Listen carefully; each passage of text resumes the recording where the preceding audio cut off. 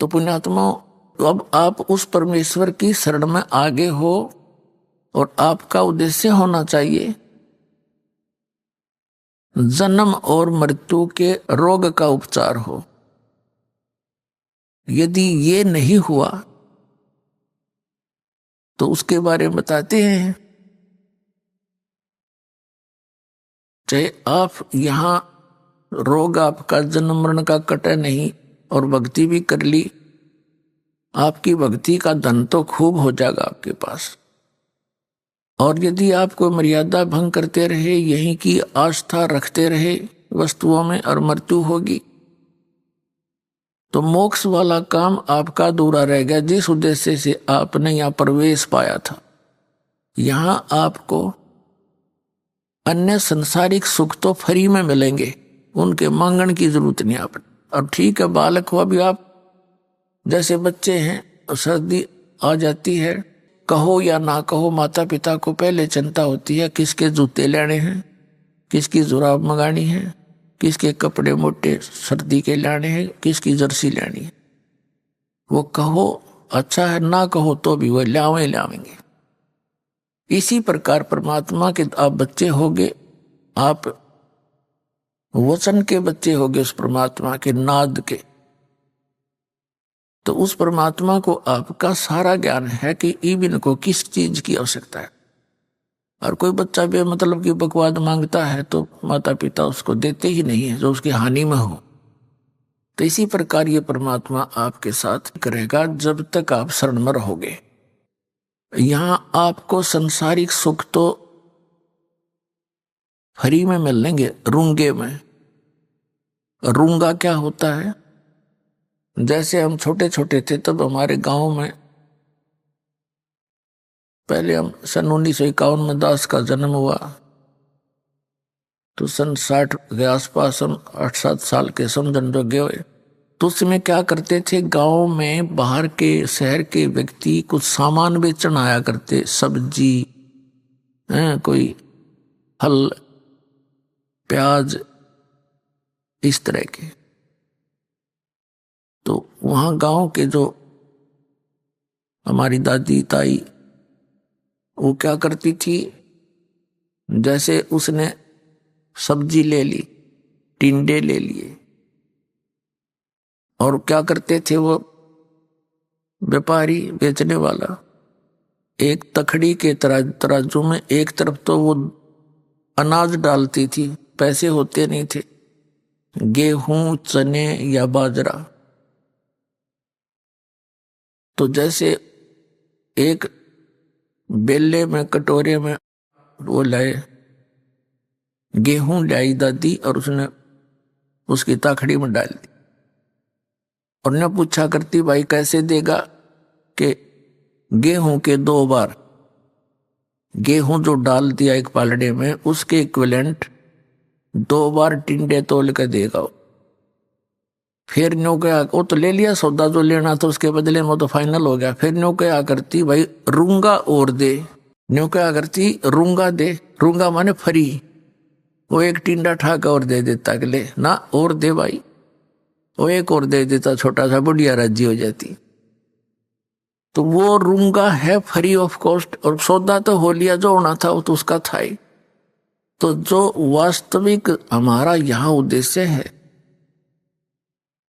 वो तो आपके जन्म और मृत्यु के रोग का नाश करना है। हम सौदा तो वो देंगे आपको, और यहाँ के संसारिक सुख तो आपको रूंगे में देंगे, यानी फ्री ऑफ कॉस्ट, जिसका यहाँ कोई लिंक नहीं।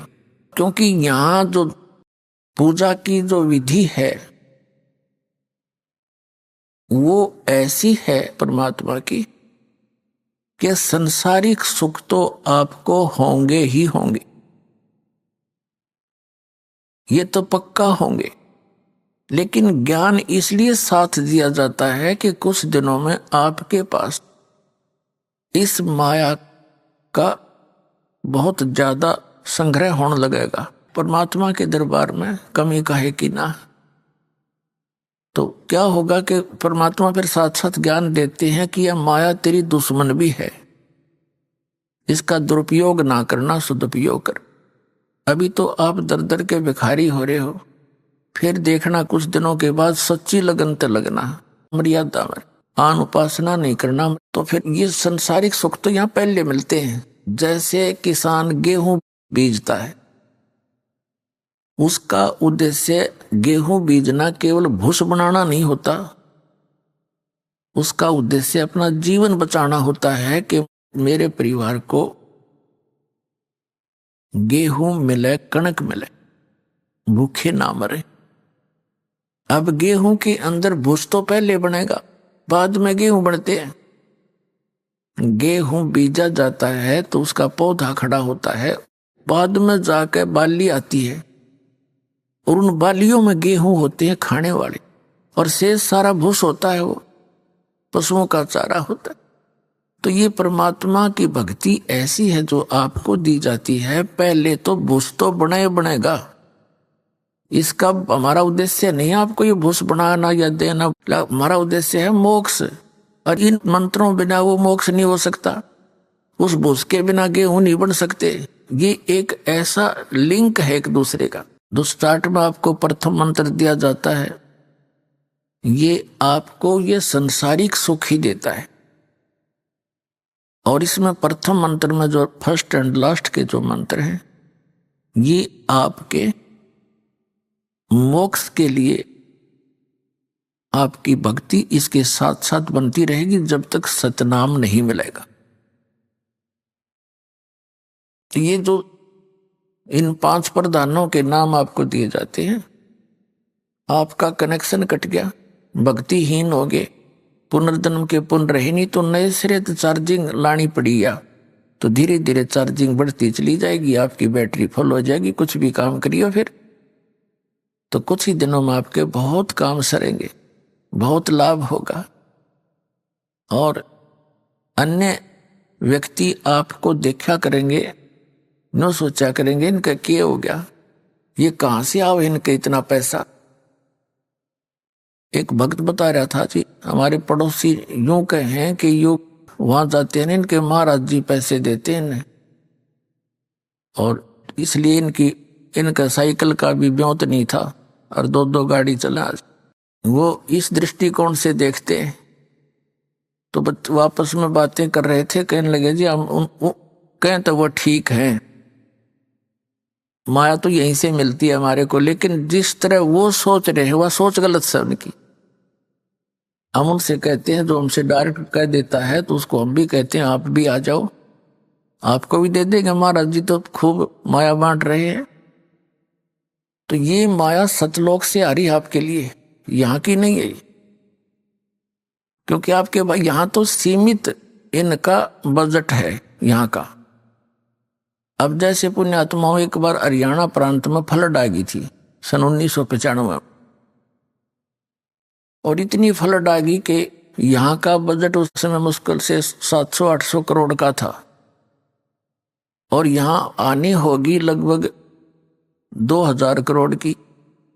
वो क्षतिपूर्ति के लिए हरियाणा सरकार का बजट नहीं था जो उसने पूरी कर दी, तो सेंटर ने ऐड दी थी, और वो सबको वो सुविधा मिली। किसी का ट्यूबवेल खराब हो गया था, किसी का मकान गिर गया था, किसी का कुछ हो गया था, उनकी क्षतिपूर्ति हुई तो सेंटर ने की। तो इसी प्रकार इसी 21 ब्रह्मांड का यो ब्योंत नहीं है जो आपको यहाँ विशेष सुविधा दे सके। ये सेंटर यानी सतलोक से आओगे आपके लिए ये ऐड।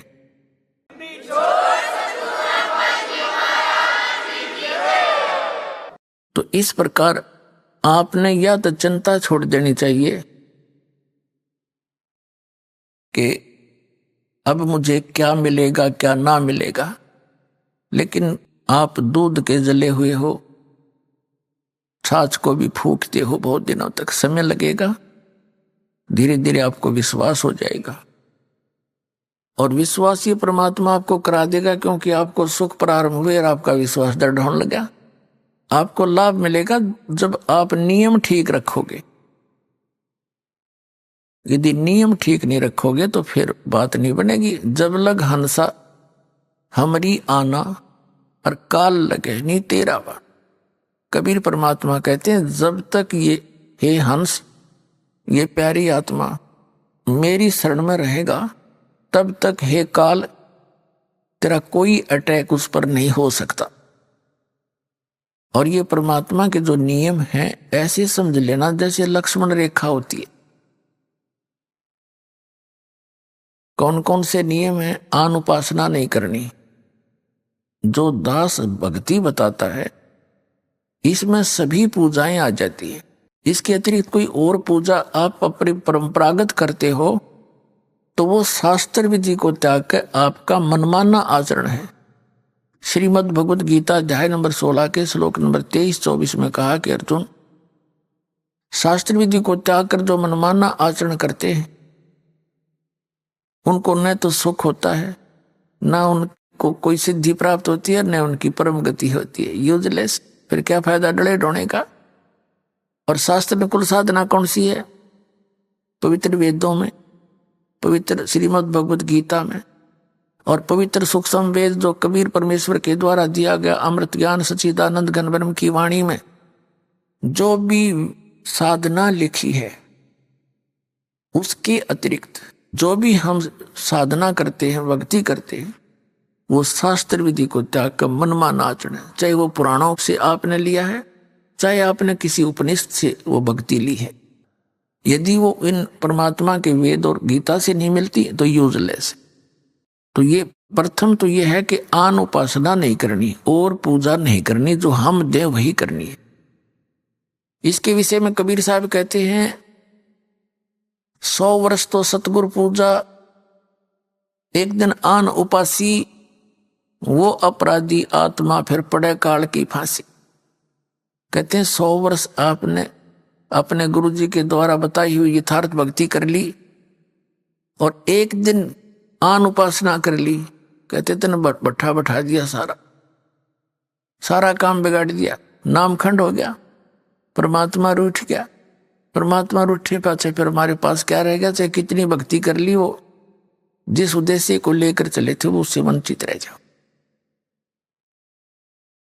फिर क्या बताते हैं? परमात्मा की शरण में आने के बाद आपके ऊपर किसी भी देवी देवता, भूत प्रेत, बहरो बैताल का कोई असर नहीं हो सकता। ये सत्कर मान लेना। चाहे को करके देख लियो, कितना कुछ कर लियो, हमने बहुत से प्रमाण भी बता रखे हैं आपको बहुत बार, जो यहाँ भक्त आते हैं जिनके ऊपर इन सियाने सपटिया ने खूब करके देखा, कोई असर नहीं हुआ, उल्टे वही दुखी हो गए, तो उन्होंने स्वयं फोन करके बताया हमारे बच्चों को, हमारे भक्तों को कि भाई आपकी भक्ति अनमोल है, आज तक हमारे मंत्र किसी पर निष्क्रिय नहीं हुए थे, आप पर यह कारगर सिद्ध नहीं हुए और आप सही लगे हुए। तो पुण्यात्माओं, ये कोई बालकों का बताया मार्ग नहीं है। खुद धनी ने आके यो ज्ञान दिया अपने बच्चों को जो दास के पास उपलब्ध है।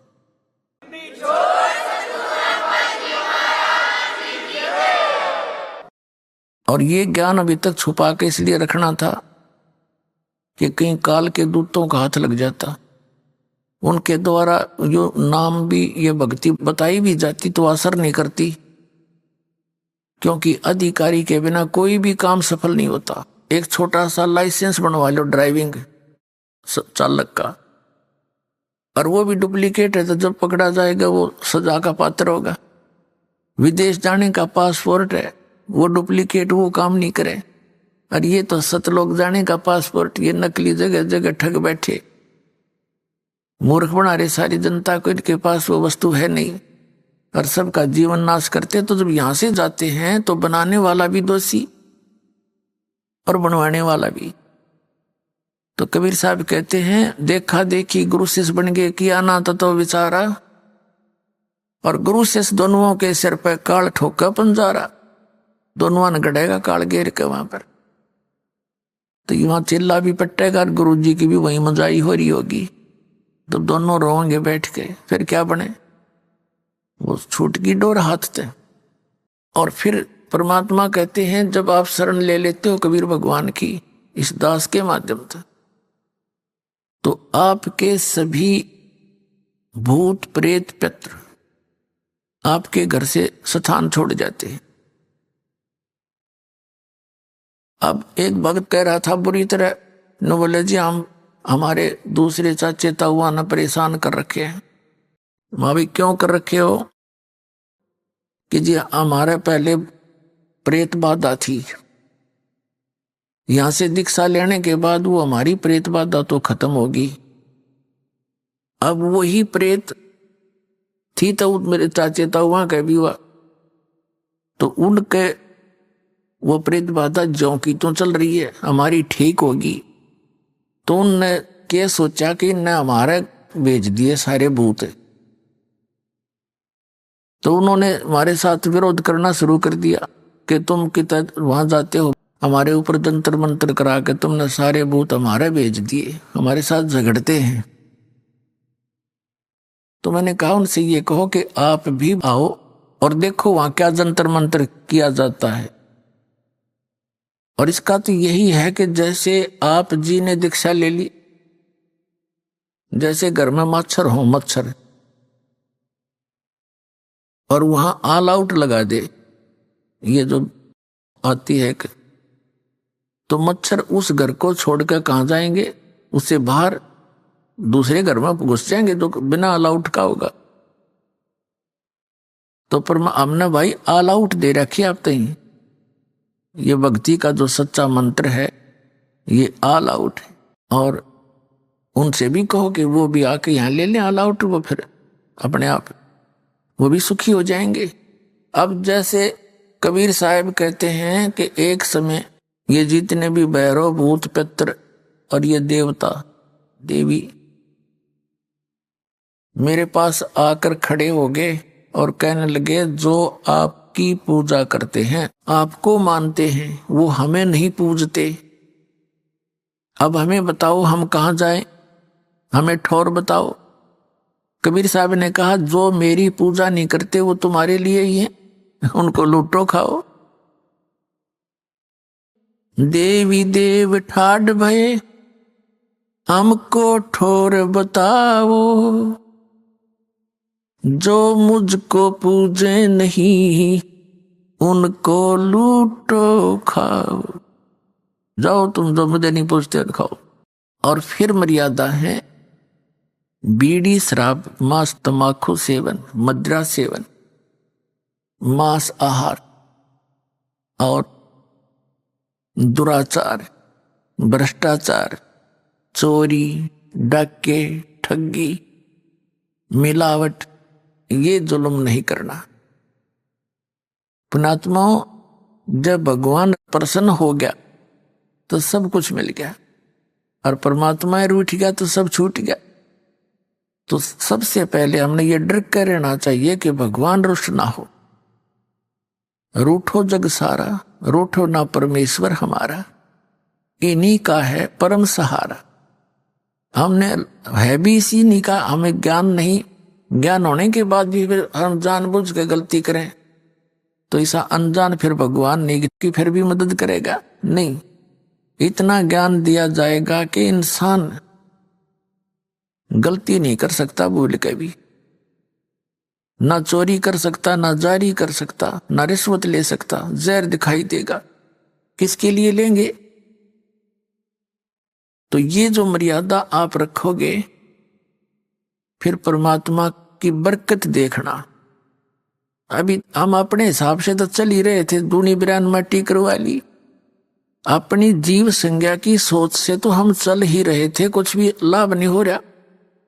अब इस दास के बताए अनुसार परमात्मा पर विश्वास करके देखो कुछ दिन, फिर देखियो आपको क्या क्या सुख होगा। आपकी जबान का थूक सूख जाएगा दूसरे को बताते बताते।